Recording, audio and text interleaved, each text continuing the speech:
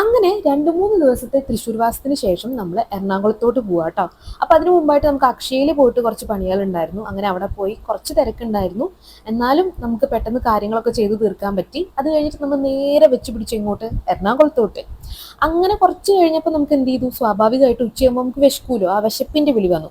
അങ്ങനെ നമ്മൾ ഇങ്ങനെ റെസ്റ്റോറൻറ്റ്സ് നോക്കി നോക്കി നോക്കി പോയപ്പോഴാണ് സാഫ്രോൺ നമ്മളെ കണ്ടുപെട്ടത്. എന്നാൽ പിന്നെ അവിടെ തന്നെ ഇറങ്ങിയിട്ട് ഫുഡ് കഴിക്കാമെന്ന് വിചാരിച്ചു കേട്ടോ. നല്ല ആംബിയൻസ്, എനിക്ക് ഭയങ്കര ഇഷ്ടമായിട്ടോ.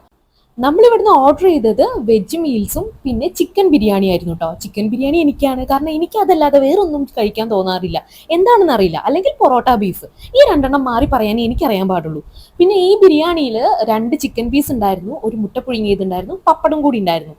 പക്ഷേ എനിക്ക് ഈ ബിരിയാണി ഒരു ഫുള്ളി സാറ്റിസ്ഫാക്ഷൻ ഒന്നും തന്നിട്ടുണ്ടായിരുന്നില്ല കേട്ടോ. ഒരു ഓക്കെ ഓക്കെ ഫീല് അത്രേ ഉണ്ടായിരുന്നുള്ളൂ.